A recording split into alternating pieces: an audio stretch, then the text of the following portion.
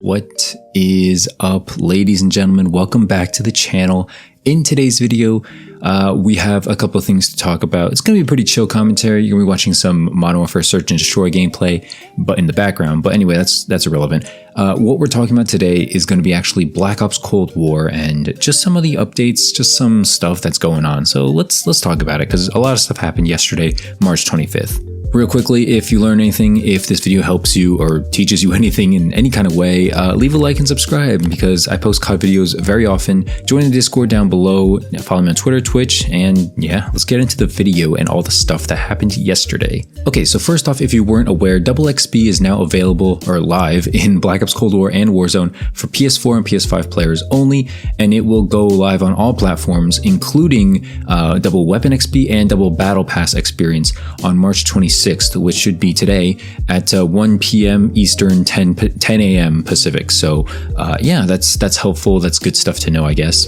We're also going to be getting a playlist update, Nuclear Apocalypse, which is going to be Nuketown and Apocalypse 24/7, as well as a snipers only mosh pit. So, decent game modes, not terrible. At least they're keeping Nuketown in. It's better than Modern Warfare, where they constantly took Shoot House and Shipment out of the game for no reason. So at least, Treyarch is keeping that in. In the mid-season update, which should be coming in a few days now, I don't know exactly what day, but a few days, we're going to be getting 3 new multiplayer maps. So Miami Strike, which is 6v6 daytime Miami, so part of the map is going to be smaller and more condensed, so spawns are going to be different, maybe hardpoint will be different, all that kind of stuff. In my personal opinion, Miami Strike should have came with the game, and it should have had a day and night version with the game, as opposed to 6 months later where not many people are playing this game. Like for many people, if you're done with camos or if you never cared about camos, you're probably done playing this game because there's not a whole lot Cold War has to offer right now. And unfortunately, these mid-season updates and probably season 3 even too,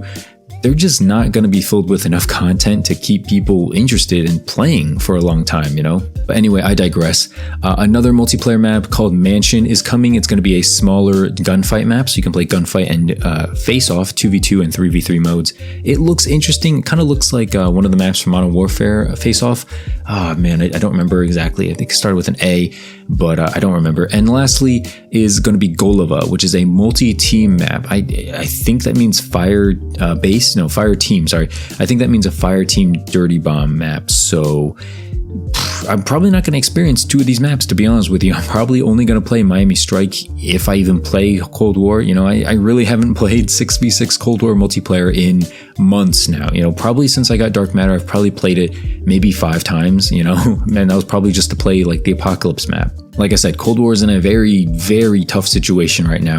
I want to like the game, I want to have fun with the game, but like I said, it's in a very tough situation where it's not interesting, there's nothing new, and there's nothing really keeping you playing. I don't know if it's because of the nuke, because of the lack of score streaks, or whatever, I really don't know. And going along with that, and kind of the biggest thing that, inspired this video, is that we're going to be having a mid-season 2 update to the weapons. And this is a big thing because there was a stat, I think Nero Cinema posted it, where Black Ops Cold War did not get a weapon balance update, a weapon patch update since I think it was mid-December, December 10th or something like that.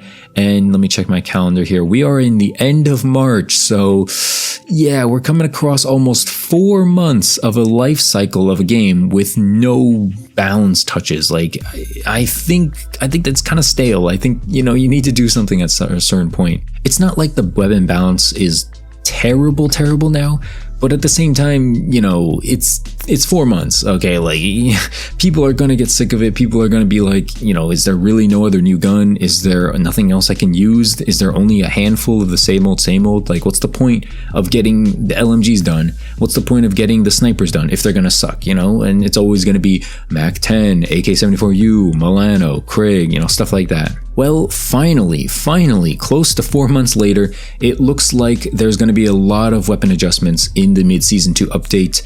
Some things are going to get nerfed, some things are going to hopefully get buffed, but let's talk about the list. So far we have the LC-10, 74U, MAC-10, KSP-45, Milano 821 as the SMGs. They're going to get tuned in the mid-season 2 update. We also have 3 assault rifles, the Krig 6, the Fafar 1, and the Groza. These 3 assault rifles are going to get tuned and touched up, probably nerfed, or maybe actually buffed. I think most of them could get buffed except for the Krig. Lastly, the Magnum pistol, the RPG launcher, and all light machine guns are also going to get tuned. I do have a feeling that those last couple of guns are going to get buffed just because they seem really inconsistent / bad.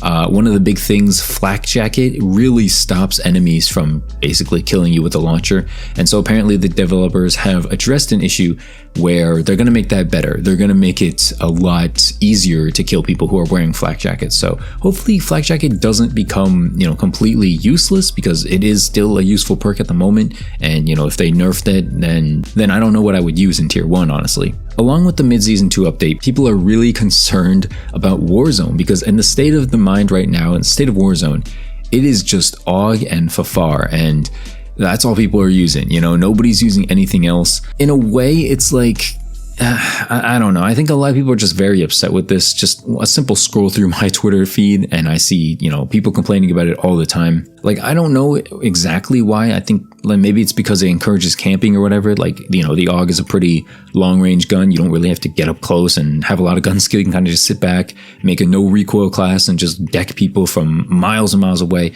And that's very infuriating, right? It's one of the biggest reasons why I personally don't like Warzone anymore.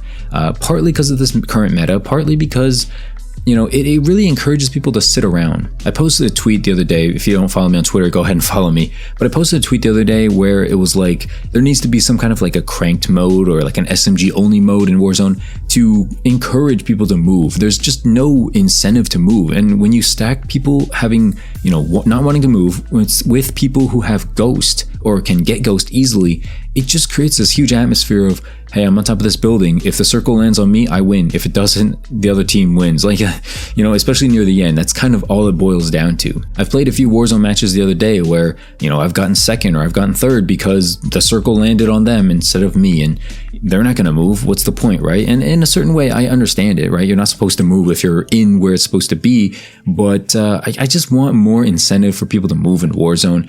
Hopefully, they can do something in this mid-season 2 update to touch up the balance of these weapons, maybe make some SMGs stronger so it encourages people to run and gun more. I think that would be awesome. If, you can get melted by a MAC 10, yeah, people are going to run around with the MAC 10 and put away the AUG, and, instead of camping on top of a 30-story building, they're going to run around with a MAC 10. And I'd rather be killed by someone running than someone sitting around. That's my philosophy. But anyway, it looks like I'm pretty much out of time here. Hopefully you enjoyed the gameplay. Hopefully you enjoyed the video. Hopefully you learned something. I'll leave a link to the article I'm, kind of basing this video off of, so you can, follow along or just read up on it if you missed anything.